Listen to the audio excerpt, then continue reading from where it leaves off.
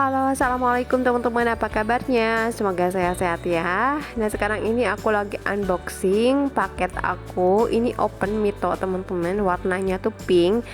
Dan ini low watt ya. Udah ada api atas sama api bawahnya. Wattnya cuma 400 doang. Oke, kita lihat ya. Ini dalemannya bikin gemes sih, warnanya pink kesukaan aku. Ada yang suka warna pink nggak teman-teman? Nah, aku tuh sengaja banget beli yang ukuran kecil. Ini tuh 11 liter teman-teman ya kapasitasnya, karena memang kebutuhannya hanya manggang-manggang yang sedikit aja untuk sehari gitu ya, langsung habis.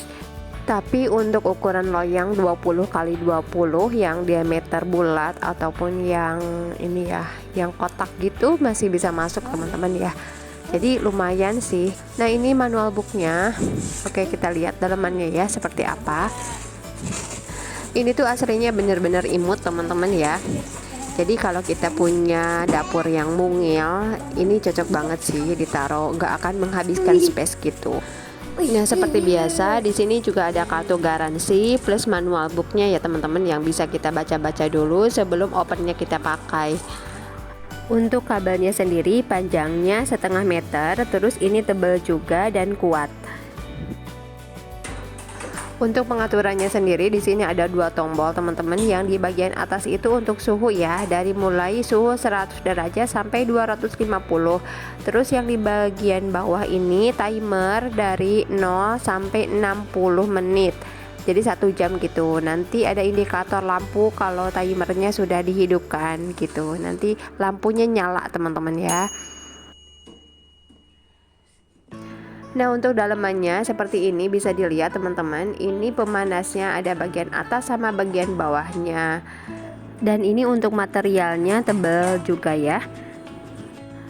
Terus untuk traynya sendiri aku dapat yang seperti ini untuk manggang-manggang ayam, ikan gitu ya.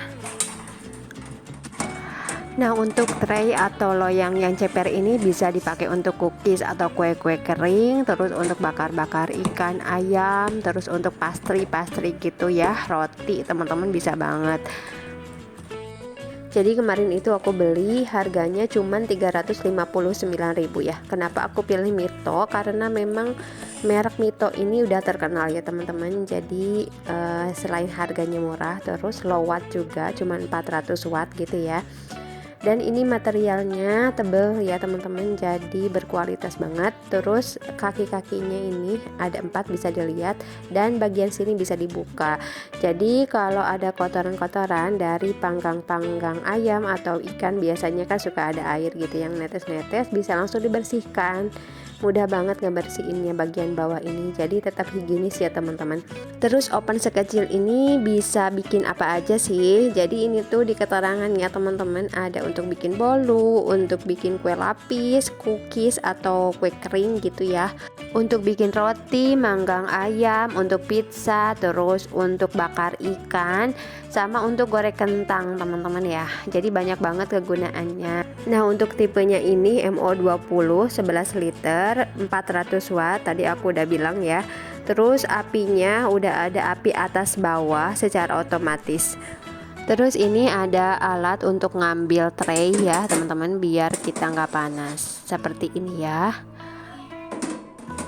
Nah, seperti biasa link pembeliannya sama aku akan ditaruh di bawah judul video ini ya teman-teman. Kalau ada yang mau samaan bisa cek di situ.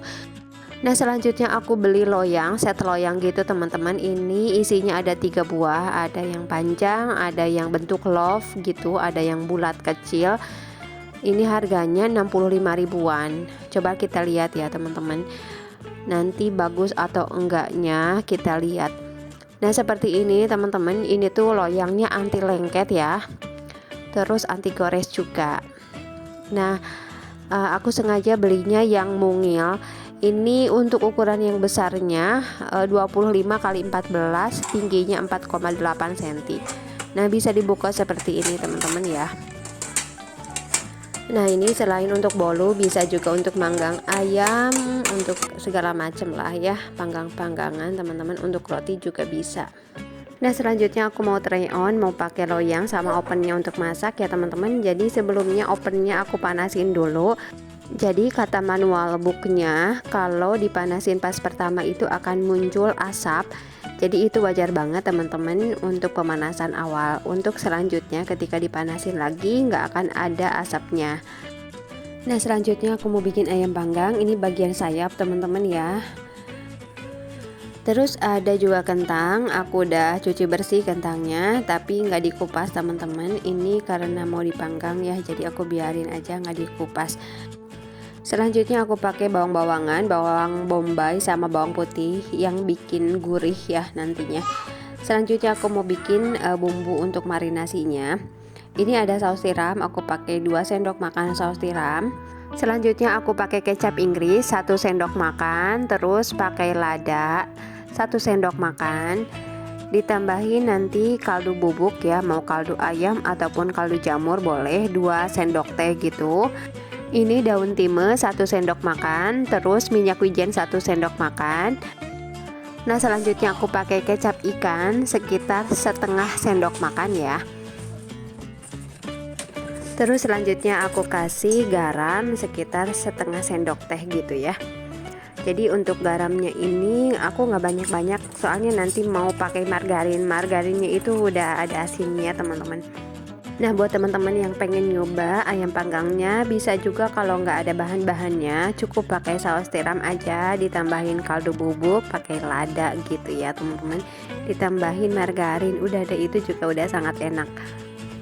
Terus kalau manggang-manggang seperti ini jangan lupa ditambahin bawang putih ya teman-teman, karena bawang putih itu bikin rasa jadi tambah gurih, enak deh pokoknya kalau udah dipanggang. Nah selanjutnya aku pakai bawang putih, cukup diparut-parut begini aja. Kalau ada penghalus buat bawang putih itu jauh lebih baik teman-teman ya. Nah selanjutnya aku akan marinasi di suhu ruang aja teman-teman, 10-20 menitan, boleh di kulkas juga ya. Terus aku rendam kentangnya biar tidak benyek. Terus ini aku tambahin nanti bawang bombay, cukup diiris-iris seperti ini, gede-gede teman-teman ya. Nah sekarang ditatain seperti ini, bawang bombaynya ditaruh-taruhin begini aja teman-teman. Terus selanjutnya ayamnya udah aku marinasi tadi sekitar 20 menitan lah kurang lebih ya. Nah selanjutnya aku kasih margarin, ini sekitar 2 sendok makan gitu ya teman-teman. Jadi si margarin ini akan ngebikin jadi tambah gurih ya. Nanti kentangnya juga akan tambah gurih karena ada margarin yang meleleh dari atas. Nah sekarang aku panasin dulu ovennya. Nanti aku mau manggang sekitar 50 menit dan aku panasin sekitar 10 menit. Jadi sekarang aku settingnya 60 menit teman-teman ya. Nah aku panasin ovennya di suhu 200 derajat celcius selama 10 menit dan teman-teman ya. Sekarang aku masukin ayamnya. Nah setelah ayamnya masuk baru deh aku setting di angka 170 derajat celcius. Nah ini ayamnya udah 50 menit sama aku dipanggang, tapi ada air yang keluar gitu teman-teman dari loyangnya. Jadi tadi sama aku ditatakin lagi pakai loyang yang ini biar airnya tidak menetes terus ke bawah ya. Terus sekarang aku olesin margarin lagi, soalnya mau dipanggang lagi biar warnanya lebih brownie, lebih bagus gitu warnanya ya, selama kurang lebih 15 menit. Oh ya setelah aku pakai, aku kurang merekomendasiin si loyang yang hitam ini teman-teman, karena ada air ternyata yang masih menetes ke bawah, berarti kan tidak begitu rapat ya loyangnya. Nah sekarang aku mau panggang lagi sekitar 15 menit di suhu 170 derajat. Nah ini udah matang ya teman-teman, warnanya juga udah cantik banget. Nah ini si kentangnya ini kita cicipin. Rasa kentangnya gurih banget. Ini dari bumbu marinasi plus dari margarinnya ya. Nah karena tadi loyangnya tidak rapat, jadi kan ada air-air yang keluar menetes gitu teman-teman. Cuman alhamdulillah kalau ini tuh bisa dibersihkan dari bagian bawahnya ya, jadi gampang banget. Ayo kita bersihkan. Nah seperti ini dibuka. Nah bisa dibersihkan dengan tisu basah seperti ini, atau kalau nodanya udah mengeras bisa langsung digosok pakai sabun pencuci piring aja teman-teman. Nah seperti ini aja, nanti oven kita akan selalu tampak bersih dan juga akan lebih awet ya tentunya teman-teman.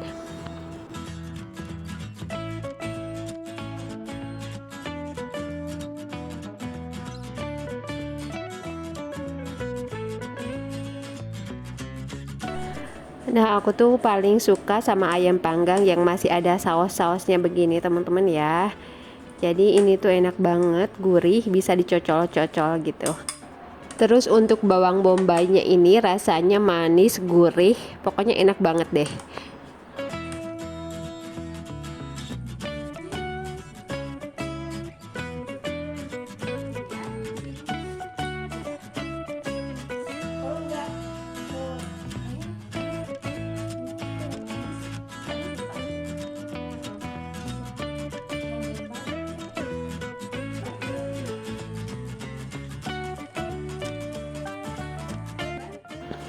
Nah selanjutnya aku mau bikin adonan roti. Ada tepung cakra protein tinggi 250 gram, gula halus 3 sendok makan, margarin 30 gram, terus susu bubuknya 2 sendok makan, terus ada pasta mocha, nanti dikasih kuning telur 1 teman-teman ya. Dan ini air 100 gram, air hangat. Nanti buat raginya diaktifin dulu ya. Nah buat aktifin si raginya pakai air hangat tadi 50 ml kurang lebih ya. Terus dikasih gula pasir 1 sendok teh, dikasih raginya 1 sendok teh juga. Terus ini diaduk-aduk dan nanti ditutup gitu sekitar 5-10 menitan sampai ada busanya gitu ya. Kalau udah ada busa berarti raginya masih aktif. Nah selanjutnya aku campurin bahan-bahan kering, terigu, susu, terus gula halus gitu teman-teman ya. Terus kuning telur juga. Terus diaduk-aduk dulu sama spatula sampai nanti setengah kalis gitu teman-teman. Nah ini aku ganti wadahnya biar lebih besar dan lebih leluasa lagi untuk ngaduk-ngaduk plus ngadoninnya ya. Nah ini raginya udah aktif teman-teman, bisa dilihat ya, udah berbuih gitu, udah mengembang. Dan kita bisa campurin. Ini aku mau taruh dulu untuk pasta mochanya dicampurin ke sini biar si pastanya ini cepet merata gitu. Aku pakai pasta mocha tadi sekitar setengah sendok teh ya teman-teman. Nah ini kita campurin semuanya. Terus nanti untuk mencampurkan airnya ini secara bertahap ya teman-teman, biar memberikan kesempatan si tepungnya untuk menyerap air. Jadi ngasih airnya enggak sekaligus, kita bertahap sedikit demi sedikit. Nah ini kita ulenin sampai setengah kalis teman-teman. Kalau udah setengah kalis boleh ditambahin margarin ya. Terus dikasih garam sedikit aja, sepertiga sendok teh. Terus kita ulenin lagi teman-teman. Nah kita ulenin lagi sampai si margarinnya ini tercampur rata di semua adonan ya. Nah sebenarnya kalau pakai mixer ini akan jauh lebih enak, lebih mudah lagi teman-teman untuk kalisnya. Cuman saat ini aku pengen nyoba pakai tangan aja ya. Nah nanti aku akan pakai SP untuk melembutkan si roti ini. Ini aku kasih SP setengah sendok teh ya. Kalau nggak suka juga boleh di skip SP-nya ini. Terus kita ulenin lagi sampai semua bahan tercampur rata teman-teman. Ini diuleninnya tanpa berhenti ya, sekitar 5-7 menitan gitu.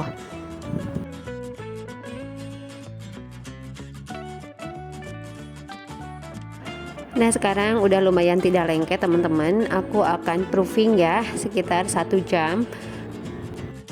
Nah ini aku olesin pakai margarin si loyangnya teman-teman. Aku pakai loyang ukuran 20 cm ya. Nah ini adonannya udah didiamkan sekitar 1 jam dan udah mengembang 2 kali lipat. Sekarang aku mau ngebentuknya teman-teman, bentuk bulat-bulat gitu ya. Nah satu adonan ini akan aku bagi menjadi 8 buah teman-teman ya. Aku kira-kira aja.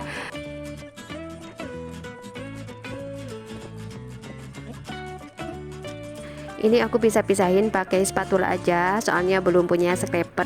Kalau pakai scraper lebih enak lagi. Nah biar ukurannya sama, bisa ditimbang. Ini biasanya antara 40 sampai 50 gram untuk satu bulatannya.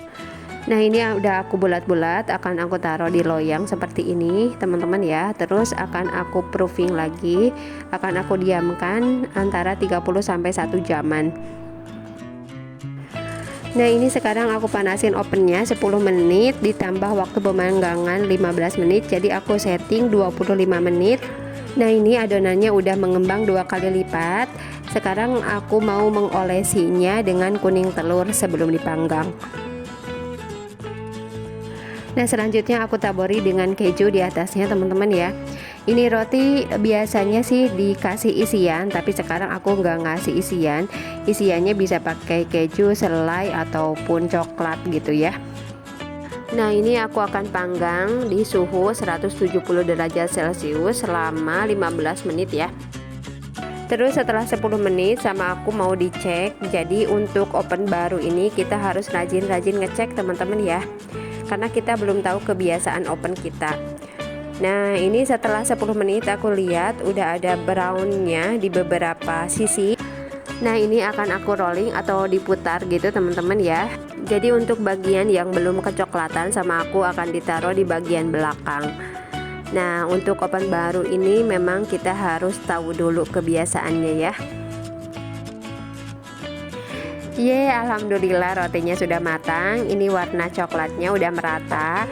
Terus colokannya jangan lupa dibuka teman-teman kalau udah selesai. Nah, sekarang selagi hangat-hangat mau diolesin sama margarin biar shining gitu ya teman-teman. Nah, sekarang kita balik. Jadi kita mau lihat ini di bagian belakangnya kayak gimana. Ini tuh masih panas banget teman-teman ya. Alhamdulillah bagian belakangnya bagus ya. Nah, sekarang rotinya akan aku buka. Ini alhamdulillah rotinya empuk ya teman-teman. Ini wangi banget rotinya. Terus pas aku sobek, ini alhamdulillah seratnya halus juga. Nah, roti sobek ini akan jauh lebih enak kalau ditambah isian ya. Terima kasih banyak teman-teman sudah nonton videonya sampai selesai. Semoga bermanfaat. Sampai ketemu di video selanjutnya. Assalamualaikum.